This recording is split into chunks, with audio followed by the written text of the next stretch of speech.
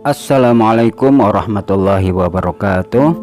Bismillahirrahmanirrahim. Alhamdulillahirabbil alamin. Wassalatu wassalamu ala asyrafil anbiya'i wal mursalin sayyidina wa maulana Muhammadin wa ala alihi wa sahbihi ajma'in. Amma ba'd. Alhamdulillah, kita masih diberikan oleh Allah taufik, hidayah dan inayahnya oleh Allah Subhanahu wa taala, sehingga kita bisa mengkaji, mempelajari tentang kitab fikih, yaitu kitab dari kitab Safinatun Najah tingkat tengah-tengah.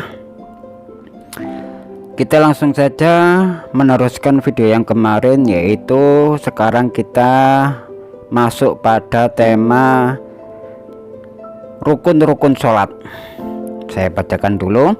Faslun arkanu sholati sab'ata asyaral al-awwalu an-niyatu, asani takbiratul ihram, as-salisu al-qiyamu alal qadir, fil fardi rabi' qiraatul fatihah, al-khamis ar-ruku', as-sadis at-tuma'nina fihi, as-sabi'u i'tidal, as-saminu tuma'ninatu fihi, tasi'u sujudu marratainil, ashiru at-tuma'ninatu fihi, al-hadi asyara julusu baina sajdatain, as-sani asyar at-tuma'ninata fihi, as-salisu asyara tasyahhudu akhirul rabi' asyar qu'udu fihi, al-khamisu asyara salatu ala nabi sallallahu alaihi wasallam fihi, as-sadisa asyara as-salam, as-sabi'a asyar at-tartib. Adapun artinya rukun-rukun sholat itu ada 17. Yang pertama yaitu niat untuk melakukan sholat. Kemudian takbiratul ihram. Yang ketiga, berdiri bagi orang yang mampu di dalam melakukan sholat fardu. Yang keempat, membaca Fatihah. Yang kelima, ruku'. Yang keenam, tumakninah di dalam ruku'. Yang ketujuh, berdiri tegak setelah ruku'. Kemudian tumakninah di dalam i'tidal. Kesembilan, sujud 2 kali. 10, tumakninah di dalam sujud. 11, duduk di antara 2 sujud. 12, tumakninah di dalam duduk. 13, membaca tahiyat di dalam duduk yang akhir. Yang ke-14, duduk di dalam tahiyat. Yang ke-15, membaca sholawat kepada Nabi Shallallahu Alaihi Wasallam di dalam tahiyat akhir. Ke-16, salam. 17, tertib. Nah, ini pengertian daripada rukun-rukun sholat yang wajib atau harus dilakukan di dalam melakukan sholat. Yang pertama tadi niat. Niat ini ada di dalam hati kita. Untuk melafadzkannya itu hukumnya sunnah. Kemudian takbiratul ihram, yaitu membaca takbir Allahu Akbar. Nah, seperti itu ya. Kemudian berdiri bagi orang yang mampu di dalam sholat fardu. Berdiri bagi orang yang mampu, maksudnya dia itu tidak sakit atau pokoknya mampu di dalam melakukan sholat-sholat atau fardu-fardu yang ada di dalam sholat. Bagi yang mampu untuk berdiri harus melakukan dengan berdiri. Bagi yang kurang mampu berdiri, hanya bisa dengan duduk, maka sholatnya dengan duduk. Atau tidak bisa duduk, dengan tidur, maka harus dengan tidur.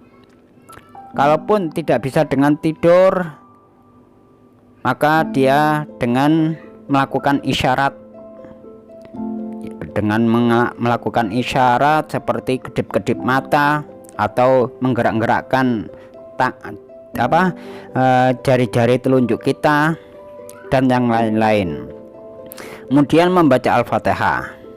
Yang keempat ini membaca Al-Fatihah pembacaan Al-Fatihah ini wajib di dalam setiap rakaat. Untuk membaca surat-surat setelah Al-Fatihah itu hukumnya sunnah. Yang wajib hanya membaca Fatihah saja.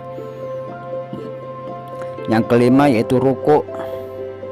Ini bisa kita gabungkan ya, untuk ruku sama tumak ninah di dalam ruku. Nah, gitu. Jadi rukuknya sendiri dihitung 1, tumak ninah di dalam ruku itu 2. Jadi ruku dan tumak ninah di dalam ruku. Ruku, kemudian berdiri setelah ruku yaitu iktidal dan tumak ninahnya. Jadi berdiri setelah ruku yaitu iktidal dan juga harus tumak ninah. Kemudian sujud 2 kali dan juga disertai tumak ninah di dalam sujud. Kemudian yang ke-11 duduk di antara 2 sujud. Jadi ada duduk di antara 2 sujud. Jadi sujud pertama harus di tengah-tengahi dengan duduk. Gak boleh sujudnya dijadikan satu, nggak boleh ya, harus di tengah-tengah dengan duduk di antara 2 sujud. Kemudian juga tumak ninah di dalam duduknya di antara 2 sujud tadi. Kemudian membaca tahiyat di dalam duduk yang akhir, yaitu tahiyat akhir. Kita membaca tahiyat ya, membaca bacaan-bacaan tahiyat yang ada di dalam duduk akhir. Kalau duduk awal kita tidak membaca, maka tidak membatalkan sholat. Yang diwajibkan adalah ketika di tahiyat yang terakhir saja. Kalaupun dibaca di tahiyat awal, misalkan sholat zuhur kan 4 rakaat, ada duduk yang pertama dan atau duduk tahiyat awal ataupun at-tahiyat akhir. Kalau kita membaca di at-tahiyat awal itu hukumnya sunnah dan tidak membatalkan kalau kita tidak membaca bacaannya. Kemudian yang ke-14 duduk di dalam tahiyat, harus disertai dengan duduk at-tahiyat. Nah, duduknya itu terhitung jumlah dari rukun-rukun sholat. Kemudian di dalam at-tahiyat kita, terutama di dalam at-tahiyat terakhir ya, membaca sholawat kepada Nabi Shallallahu Alaihi Wasallam, yaitu paling sedikit Allahumma sholli ala sayyidina Muhammadin wa ala alihi wa sahbihi wasallam, paling sedikit seperti itu. Kemudian yang ke-16 yaitu salam, mengucapkan assalamualaikum ya, dengan niat keluar dari salam, keluar dari sholat. Yang terakhir yaitu 17 tertib. Tertib ini artinya urut, mulai dari rukun pertama sampai yang ke-16 tadi sampai salam itu harus tertib, tidak boleh meloncat-loncat dari nomor 1 langsung ke nomor 16, nggak boleh, atau dibolak-balik dari yang 10 kemudian ke 2 kemudian ke 8 atau dibolak-balik, pokoknya nggak boleh, harus tertib urutan dari nomor 1 sampai ke 16 itu harus tertib, tidak boleh di lompat-lompat ya. Kemudian catatan bagi kita, untuk bacaan niat itu hukumnya sunnah. Maksudnya bacaan niat hukumnya sunnah itu melafatkan niat seperti usolli fardhu dhuhri lillahi ta'ala, itu melafatkannya itu sunnah hukumnya. Yang wajib itu niatnya ada di dalam hati ya, niat hanya di dalam hati ketika pas takbir, ketika melafatkan Allahu Akbar, lafaz Allahnya itu dibaca agak panjang, terus hatinya melafatkan usolli fardhu dhuhri lillahi ta'ala. Wis cukup ya. Kemudian sholat tetap diwajibkan bagi orang yang sakit. Yang paling parah sekalipun itu tetap hukumnya wajib. Dan sholat ini bisa dilakukan dengan duduk, dengan tidur, tidur miring, tidur terlentang, atau hanya dengan isyarat dengan mata dan hati saja. Kemudian catatan yang ketiga, bagi orang yang baru masuk Islam dan belum mampu membaca surat Al-Fatihah, maka surat Al-Fatihah dapat diganti dengan surat lain atau ayat-ayat lain sepanjang bacaan surat Al-Fatihah, atau dengan bacaan zikir sepanjang bacaan Al-Fatihah. Maksudnya kira-kira 2 menit membaca surat Al-Fatihah, ya baca zikirnya sampai 2 menit, atau baca surat Al-Fatihahnya 1 menit, ya berarti zikirnya 1 menit, diperkira-kirakan sendiri ya. Kemudian bila belum bisa membaca ayat Al-Quran ataupun zikir sama sekali, bagi orang yang baru masuk Islam tadi, orang tadi itu tetap wajib sholat dengan diam, tafakur sepanjang bacaan dalam sholat. Jadi berdiam saja. Kalaupun jadi makmum, ikuti imam ya, dengan bertafakur, memikirkan kekuasaan Allah. Sementara itu orang tetap dituntut untuk mempelajari dan berusaha menguasai bacaan-bacaan dalam sholat. Jadi sebelum melakukan sholat, semua orang itu harus mengetahui bacaan-bacaan yang ada di dalam sholat. Kemudian catatan yang keempat yaitu tumakninah. Adapun tumakninah adalah diamnya seluruh anggota badan kecuali mulut untuk membaca. Batas maksimal tumakninah atau batas minimalnya yaitu sepanjang bacaan tasbih. Kita mengucapkan tasbih subhanallah kira-kira berapa detik ya. Nah, itu sudah minimal dari tumakninah. Jadi kalau kita mau sholat harus ada tumakninahnya.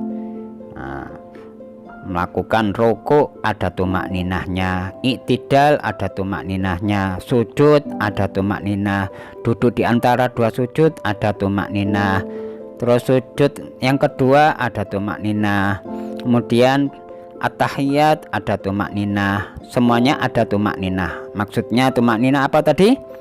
Yaitu diamnya seluruh anggota badan, tidak boleh bergerak-gerak. Apalagi anggota badan yang besar seperti tangan, gak boleh banyak bergerak. Apalagi badan, kadang goyang-goyang, baca Al-Quran sambil bergoyang-goyang, maka itu bisa membatalkan sholat. Karena bergoyang-goyang dengan anggota besar, anggota badan yang besar seperti tangan, kaki, kepala, badan ya, itu bisa membatalkan sholat ketika gerakannya itu 3 kali ya, 3 kali berturut-turut tanpa ada tumakninahnya. Paham ya? Nah, kemudian catatan yang keempat yaitu salam diwajibkan dalam sholat hanya salam yang pertama saja, itu yang wajib. Bila seorang yang sholat kentut sesudah salam yang pertama, maka sebaiknya ditahan dulu, jangan sampai kita kentut sebelum salam yang kedua, sebab hal itu dapat membatalkan sholat. Maka sebaiknya kalau kita mau kentut itu setelah salam yang kedua, ditahan sebentar. Berapa lama sih antara salam yang pertama dengan salam yang kedua ya? sebisa mungkin ditahan. Tapi salam yang diwajibkan dalam sholat itu hanya salam yang pertama yang dihitung, ya. Salam yang kedua tidak wajib.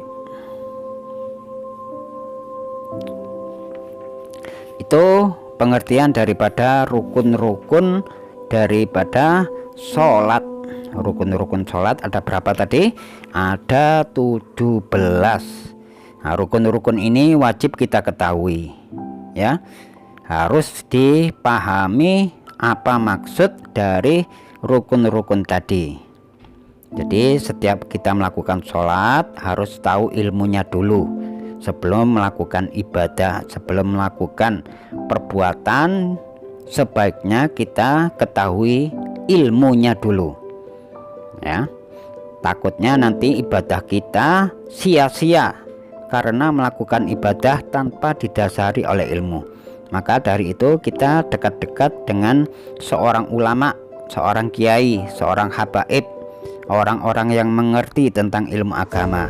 Kalau tidak tahu maka kita jangan malu-malu untuk bertanya, tak apa-apa, ya. Malah tambah seneng para kiai, para habaib itu kalau ditanyai tentang masalah-masalah ilmu agama, mereka tambah senang walaupun tidak dikasih uang. Nah, itulah keikhlasan orang-orang ulama, orang-orang habaib, orang-orang kiai, ya, untuk menyebarkan agamanya Allah Subhanahu wa taala. Sekian dari saya, wabillahi taufik wal hidayah wal inayah. Wassalamualaikum warahmatullahi wabarakatuh.